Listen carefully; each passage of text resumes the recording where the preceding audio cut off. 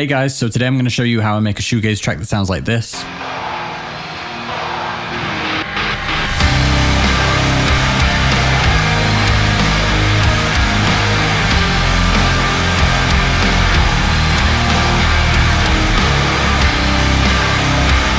So that's what we're going to create today, and I'll give you all the valuable tips I can along the way. I'm going to say right now, this is a complicated one. I'm going to try not to be too confusing. So stay with me, because today you're going to see some tricks that you've probably not seen anywhere else that I think are going to become more like how we produce rock in the future. So let's get started, and I'm going to start by laying down some drums. As usual, I'm using Get Good Drums.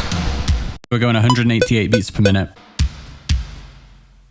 We're just going to go for the most basic rock drum beat that the first thing you learn when you learn drums. Super simple. So I'm going to put this on 1, 2, 3, 4. I have 4 instances of Get Good Drums here, and they're all basically doing different jobs. So we have this first one. I'll quickly walk you through them all. Let's just remove the cymbals on the first one. So you can hear that one's all about the kick. It's all about the punch in the low end, and it's basically just being distorted into absolute oblivion by Decapitator. And yeah, just boosting the crap out of the lows. So that's the first one. The second one is mainly focused on the snare. You can hear that snare is cracking hard because we want it to punch through a lot of guitars and stuff that we're going to have in the mix. So we've got a clipper, some distortion, some fresh air, basically really focusing on the low end with the first one and the high mids for that snare crack with the second one. Then we go even higher. This one's more about the cymbals.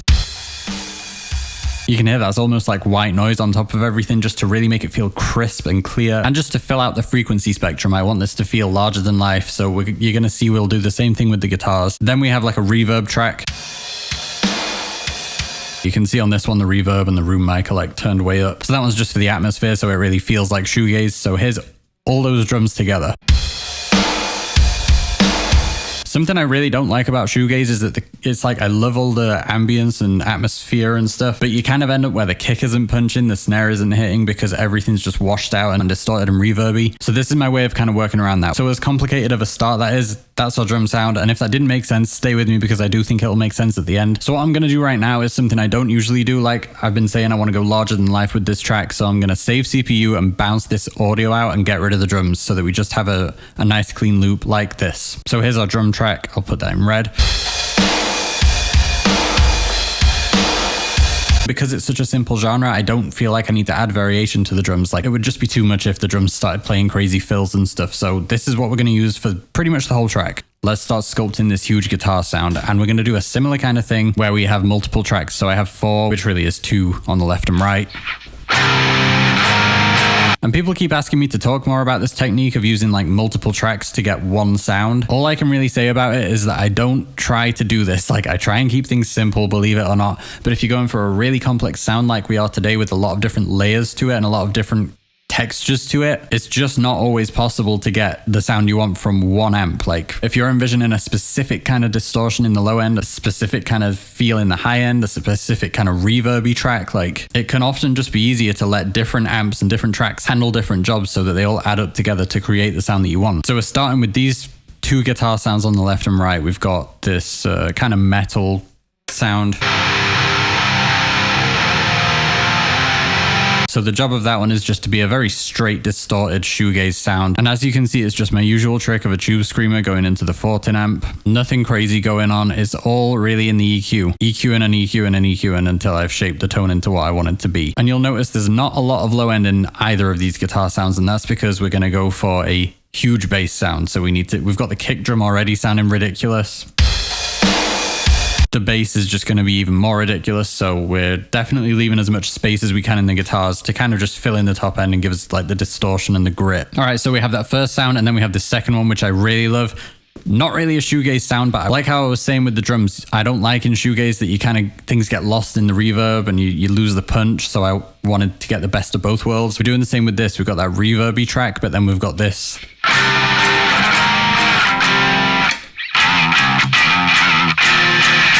Just like a super spanky 60s. Reminds me of Loathe, and just reminds me of like the Beatles and Arctic Monkeys, like just a really nice rock sound. I don't know why, but I love this kind of sound. I think it's because you can really hear the human, like you can hear the pick on the strings, you can hear like the human playing it. And yeah, we're going to get more reverby, more atmospheric with this guitar sound. So The job of this one is just to keep that bite on top so that it still feels really clean and really powerful and really bright and cuts right through all the bass. And the way to get this kind of sound, again, you can see very simple, a tube screamer going into the 14 again. So there's two tricks really that I'm going to give you for getting this kind of sound. So it doesn't really matter what amp you use. You can use any amp for this kind of thing, but you need something boosting the signal. I have this preamp. If you listen without the preamp and then with, you'll hear what a difference this makes.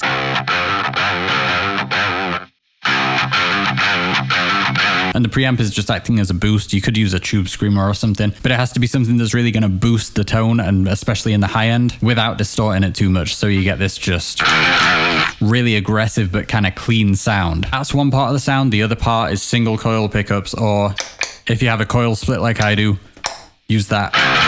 Because humbuckers, they just sound dull for this kind of thing. So we are going to build this guitar tone out a little more, but we're starting with these 4 or 2.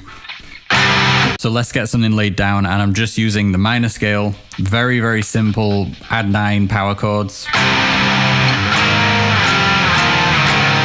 Just suspended chords everywhere. Like shoegaze, everything wants to be simple. To me, the main instrument in shoegaze is the production. Like, you're going to have this much effects and distortion and stuff. You're leaving yourself not a lot of room to, you know, stuff's just going to get lost. So we're going simple chords and we're going suspended chords because they are the ultimate thing for shoegaze.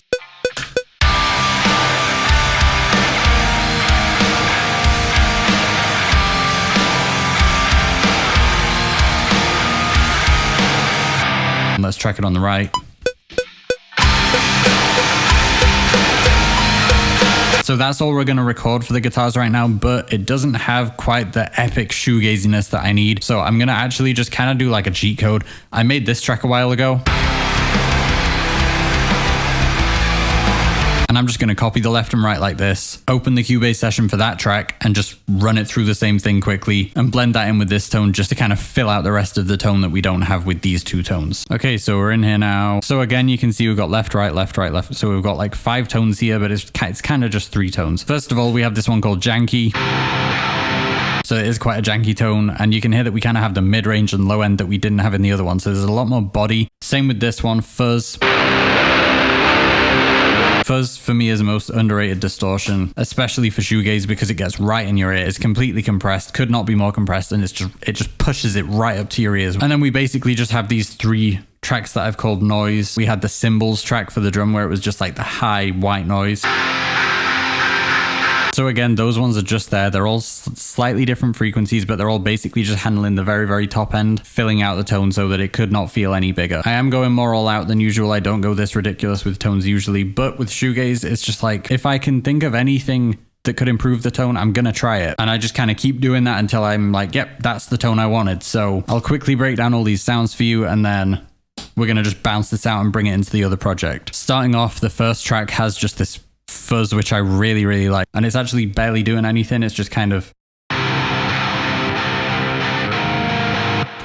just adding that little bit of grit that we need. And then the next one is the same fuzz pedal, but turned up way more and going into this Cypress TT15 free amp, which is really, really good. So we kind of have 2 fuzz tones to start it all. And then we just have Tube Screamer into 14. And then the last of the like high tracks has this overdrive turned all the way up. It's an awful guitar tone on its own, but like I said, it's just adding that top end. We won't really hear it. We'll just kind of feel that the guitar is very, very full sounding. So let's bounce that out now. Right, so we're back in here. Let's drag the track in. And I'll just cut some low end out because, like I said, the bass wants to have a lot of space. So I know I'm kind of going crazy on tangents here, but listen to that guitar sound without what we've just added and with. We get the high end from that first tone, and we're just filling everything out with the other one, and I'm just kind of cheating by going into one of my old tracks and stealing the guitar tone I made for that. So that's the main guitar sound now done. We're going to track bass now, and you're not going to believe me, we just have 1 track, finally. He's using 1 track for 1 instrument, just like everyone else does. And it's not even a crazy bass sound. You gotta let something go in the background. Very reserved, kind of grungy 90s bass sound. I've used this sound in other videos, I think. So we're using the Dark Glass distortion into the Mark bass, my go-to bass plugin. This is just there to support the guitar and kind of round off the tone, give us a bit of low end. And we're just going root notes. Simple. I just want to jump in, guys, and say if you're enjoying this video, hit the like, subscribe with notifications on so you don't miss all the videos I've got coming up. As always, if you're an artist or a vocalist, this track and my other tracks will be for sale in the description. And if you want to work with me, my email and Instagram are in the description too, so hit me up. That being said, let's get back into it. So I know I said it's just one bass track, but this is where I kind of burst that bubble. We just have a couple of synths, okay? We're using Vital. I'll break the sound down in a second. So we're in the key of C. Not very shoegazy, but you won't really notice it. It'll just fill in all the low end and make it feel very powerful without feeling like a synth pop song. And just kind of let this synth lock in with the bass guitar and fill in the subs that you don't really get from real instruments. So this is Vital, just nasty noisy waveforms. Chorus, distortion, EQ, reverb. Very, very subtle reverb. But yeah, as I always say with Vital, I don't know what I'm doing with synths. I just use good synths and play with them until it sounds good. We got some filtering stuff going on, a bit of automation. So then we have this 808 with initial audio, which I was running into Cerberus bass amp because I feel like it just makes it feel a bit more locked in with the bass guitar. So listen how we've filled out the low end that we'd left all that space for with the guitars. So we've added bass guitar and synths, and listen to this without the bass and then with.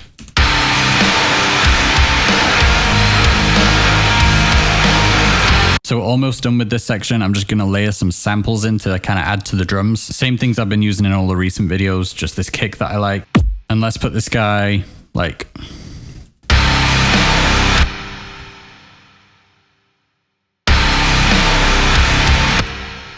Just follow the kick drum with that one. Then we have this cymbal. Just for a bit of kind of noise on the top end as it drops. And really you could use any kind of kick. You know, it's a very digital like... Doesn't sound like rock at all, but you don't notice that in the mix. It just adds like the punch. All right, last thing for this main section, we're going to add some guitar, and I've got this lead sound, which is similar to what I've used in like the other Deftones type videos, but way harsher. There's like I keep saying, there's a lot for this to cut through, so prepare your ears.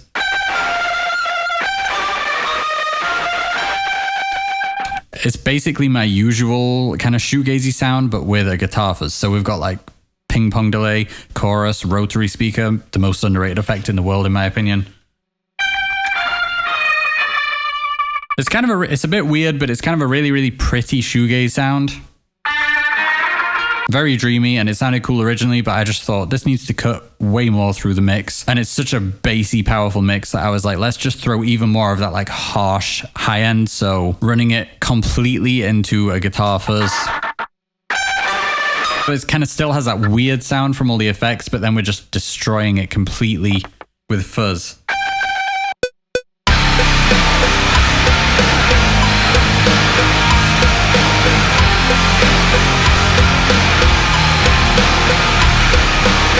And this is something I think a lot of people get wrong with mixing. Like, don't obsess over one sound, because you get something perfect on its own and then you put it in the mix with all the other instruments and it might just sound completely different. And it's all about the overall experience. All right, so what we're going to do now, let's move all this along, and I'm going to take this second guitar track that we made, and I've got this intro track. I'm going to use basically that as an intro and automate it. So we're just literally going to start quiet and kind of rise it up. And I have a drum track as well. We're going to do the exact same thing with the drums. Put it here and just start quiet and build the tension. It's the best way to do an intro. And we'll just quickly do another of my favorite tricks to do at the moment. So I have this track I've called Guitar Stutter, and that is exactly what we're going to do.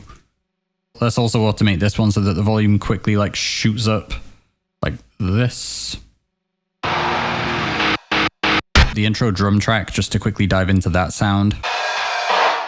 You can hear that's like, sounds like it's kind of in the background. So we've got vinyl on it just to make it really lo-fi. And then we have a lot of reverb. And I talked about this in the Olivia Rodrigo video. Super fast reverb, 100% mix, or pretty much 100, is like the trick to making it just sound like there's a guy in the room next door, like playing drums. Gives such a cool effect. And it also means that when everything slams in and it's not got reverb on it, it just brings you like, whoa. It's like it goes from being over there to just shoots in front of your face and you're like, ah, shoegaze. All right, so now I'm going to quickly lay down a verse, and we are keeping it as simple as possible. So I'm going to use these two tracks. So we have, first of all, basically a quieter version of these spanky tracks we used. You can hear that's the same kind of thing. It's just, again, running into vinyl, and we've just turned it down a bit. And then on the left, we have a similar sound, but with some more atmosphere. It's the usual effects. I'm using mainly stock things, so I'm using the 14 amp, going into a delay, a chorus, the rotary speaker again. And we're not going to change the vibe as far as what we're actually playing in the verse. I'm just going to keep it the same, keep it simple, and only change the vibe using like the tones and kind of textures. I'm working smart. Take this drum loop, and I've got a track called Verse Drum Loop, which is the same thing, but it's got reverb on it, and it's got less low end, and it's a bit quieter, so opening things up more. So it is kind of this vibe of like open everything up in the verse, pull everything back in front of your face in the chorus. Really keeping things basic, because you don't want to kill the vibe. You're building a very strong vibe here with all the effects. So if we change chords or something, it's probably going to take the listener out of that like trance that they're in. For the bass, I'm just going to keep the 808 going, and we'll lose the like super heavy bass track, and we'll just keep this guy going. We just need like the subtle low end there from the bass, so keeping it boring again. Now we're going to get a little more interesting, so we have another effects track, which is basically the same as this ridiculous one, but without the ridiculous fuzz at the end of it, so it's more of an atmosphere. Still kind of ridiculous, but at least it's not running through that fuzz. For the verse, we're going to play some like harmonics.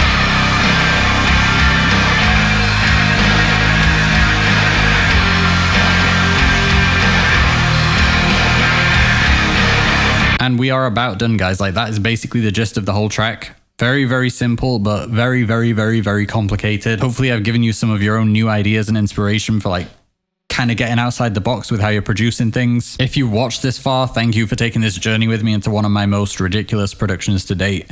I know I'm kind of in mad scientist mode with this today, but I just feel like not enough people like utilize the limits of what we can do now with digital production in rock music. Like, we don't need to just use one amp anymore. We can do so many different things. So I just think it's fun to sometimes be like, how hard can I make my CPU work? Like, how far can I take this to get some kind of sound that no one's ever had before? Like, I know it is kind of crazy that I'm using like 10 different guitar sounds or something, but listen.